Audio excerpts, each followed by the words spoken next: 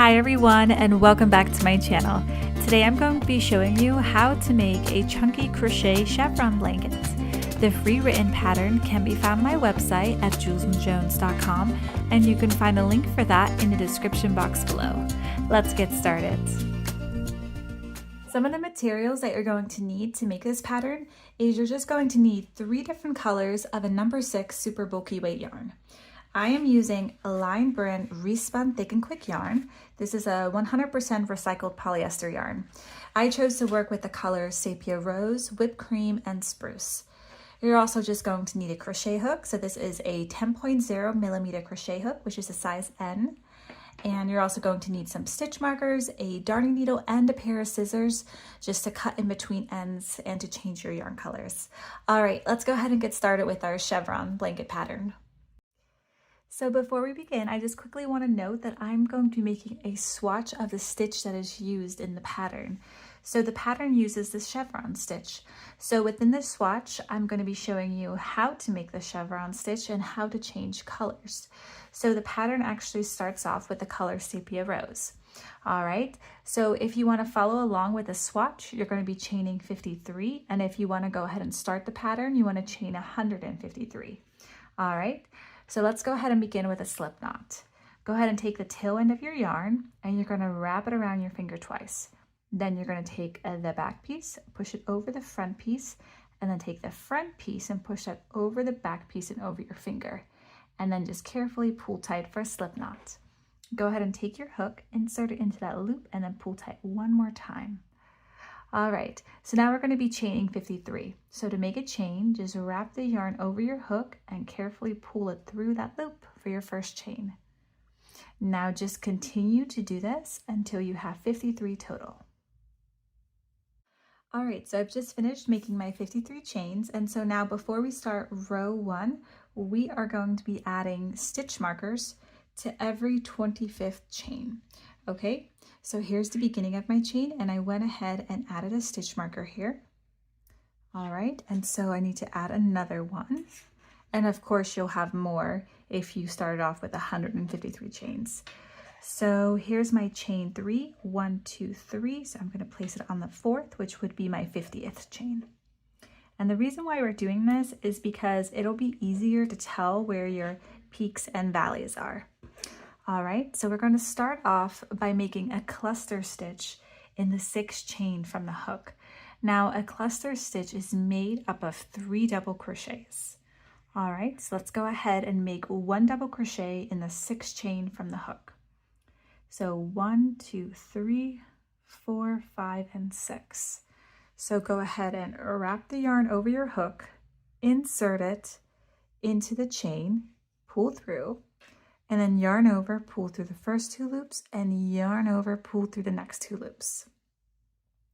And now you've made your first double crochet. Now you want to make two more double crochets in that same chain. So go ahead and wrap your yarn over your hook, pull through, yarn over, pull through the first 2 loops, and then yarn over, pull through the last 2 loops. Now go ahead and make 1 more double crochet. All right, and that completes our first cluster stitch. So you should have something that looks like this.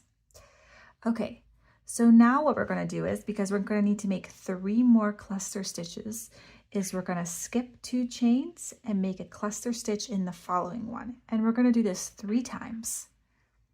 So wrap the yarn around your hook, skip 2 chains, and make a cluster stitch in the following one. So go ahead and make your 3 double crochets.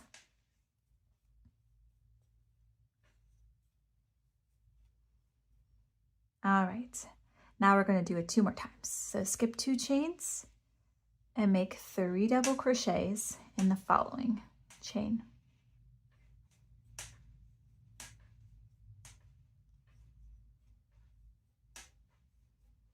All right, let me just grab some more yarn here.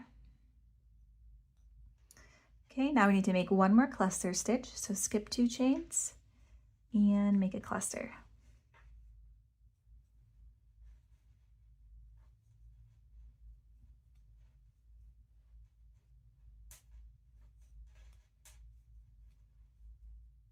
Okay, so now you should have something that looks like this now. You are going to have 4 cluster stitches. So 1, 2, 3, and 4. This is also considered your peak. Okay, so now what we're going to be doing is we are going to be chaining 2 and we're going to work another 4 cluster stitches. All right, and soon you'll be able to see a really good zigzag going on here. You can kind of already tell, but not too well yet. Okay, so we're going to be chaining 2, 1, 2, and now you're going to work a cluster stitch into the next chain. Okay, so work 3 double crochets.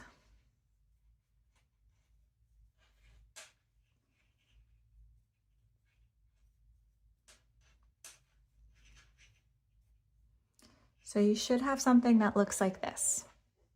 Okay, you can go ahead and see that slight curve of the chevron pattern. All right, now we're going to be making 3 more cluster stitches.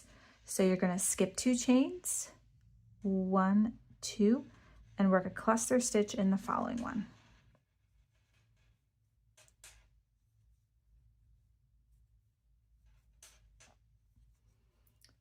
All right. So I have it right here, and I got to get some more yarn out, but just go ahead and continue to make 2 more cluster stitches. So you're going to skip 2 chains and make a cluster stitch in the following one. Skip 2 chains and make a cluster stitch in the following one. All right, so I'm going to go ahead and get to it, and then I'll meet you right back here. So I've just finished with working my last cluster stitch, and so you should have something that looks like this. And so now we have to do 1 more step, and then we're just going to be repeating this sequence for the remainder of row 1. All right, so we are just going to skip 5 chains, 1, 2, 3, 4, 5, and in the 6th chain, we're going to be working a cluster. So go ahead and work your 3 double crochets.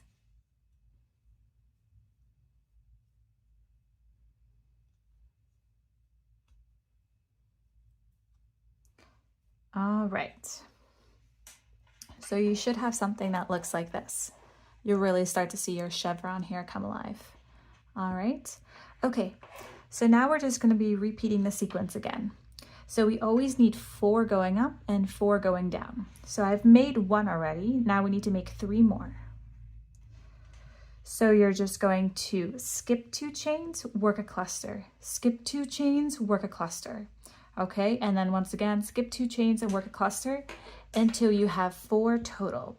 So I'm going to go ahead and make 3 more for a total of 4, and then I'll meet you right back here. So I've just finished my last cluster, so I'm at my peak, and so now we're going to work 4 clusters down again. So remember, we got to do chain 2 first, and then work your cluster in the next one.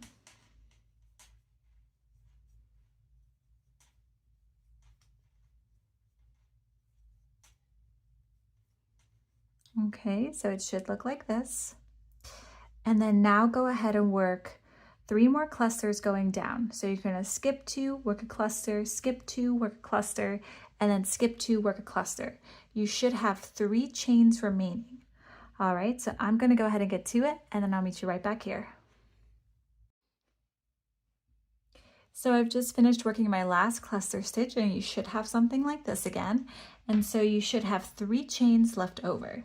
So now what we're going to do is we're going to make 1 more double crochet in that last chain. But I'm also going to go ahead and change colors. So in the pattern, you do have to make several rows of 1 color. But since this is a tutorial, I wanted to show you how to change colors when working on the next row. Okay, so what we're going to do is we're going to go ahead and make a double crochet, but we're not going to complete it. So we're going to wait on finishing the last step. Okay, so go ahead and yarn over for your double crochet, insert it into that last chain, and then go ahead and make your double crochet. Just wait on the last step. Okay, so I'm on my last step right here. You want to go ahead and grab your second color, and you are just going to drape it over the hook, and then you are going to pull through to complete the double crochet, and that's it. That's how you can easily change colors. Okay, so now we're going to work on row 2. So for row 2, we're going to chain 3, 1, 2, and 3. You want to go ahead and cut that first color, so cut the yarn for the swatch.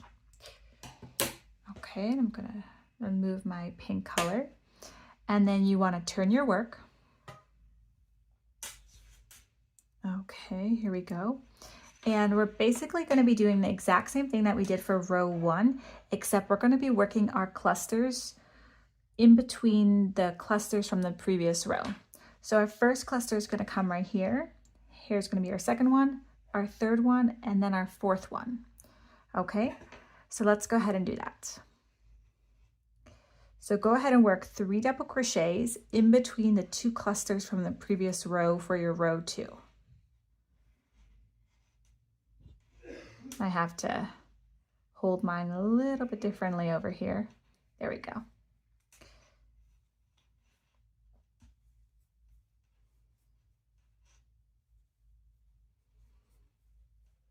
Okay, so you should have something that looks like this.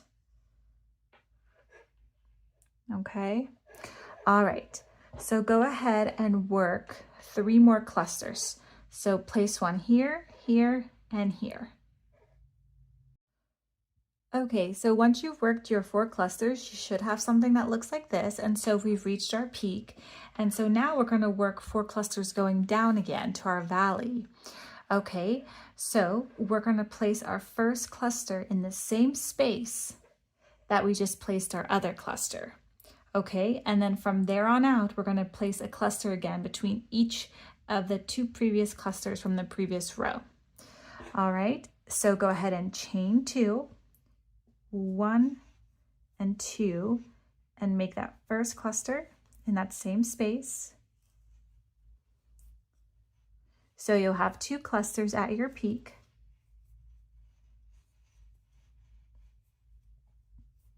All right, so it should look like this. Okay, and now we're just going to work 3 more clusters in between those other clusters. So one right here, here, and here. So I've just finished working my last cluster, so you should have something that looks like this. And so now we have 1 more step, and then we're just going to be repeating that sequence again for the remainder of row 2. Okay, so we're going to skip 5 chains, so that's just this part right here, and we're going to work a cluster in between those 2 clusters from the previous row. Okay, so go ahead and make 3 double crochets in that space. Now you do want to make sure that you make that first double crochet a bit tight, because else it'll be a very big gap. All right, so here we go. So it should look like this. Okay, all right. So now we are just going to be repeating that sequence again. So you're going to make 4 clusters going up and then 4 clusters going down. Okay, so you're going to place your next 3 clusters, one right here, the next one right here, and the following one right here. All right, so I'm going to go ahead and make 3 more clusters, and then I'll meet you at the peak. Okay, so I just finished working my last cluster, so I'm at my peak, and so now we're just going to be chaining 2, working the next cluster in the same space, and then working the last 3 clusters. Okay, so I'm going to go ahead and get to that, and then I will meet you here at the end. And just make sure that you place a cluster within the other spaces from the clusters from the previous row.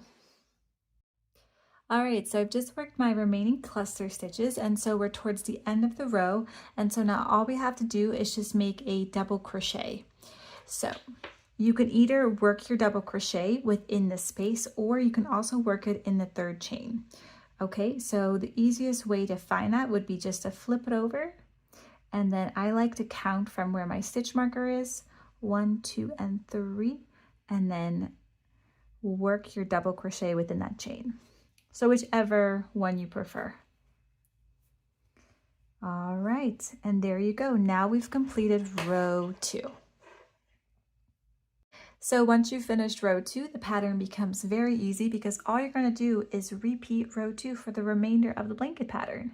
So you're going to work your 4 cluster stitches going up, hitting your peak, and then you're going to work 4 cluster stitches going down and hitting your valley. All right, so your next step would be just to click that link in the description box and it'll bring you straight to the pattern, and then the pattern will note when to switch colors. All right, everyone, I really hope you enjoyed this quick tutorial on how to make this pattern. I hope the tutorial was helpful, but as always, if you have any questions, please make sure to leave them down in the comment section. All right, and so this is actually the blanket. It was just way too big to fit all on camera, but as you can see, I used sepia rose first, then I switched off to whipped cream, and then I have my spruce color. And so I always love the beginning of these style of blankets because this chevron looks so neat. All right, and so yeah, this is just a really fun and relaxing pattern to make. Once you have row 2 down and you know how to make it, you pretty much don't even have to look at the pattern. You just have to note when to switch colors. So yeah, I really hope you enjoy making it, and don't forget to give this video a thumbs up. Don't forget to subscribe, and I will see you guys in my next video. Bye.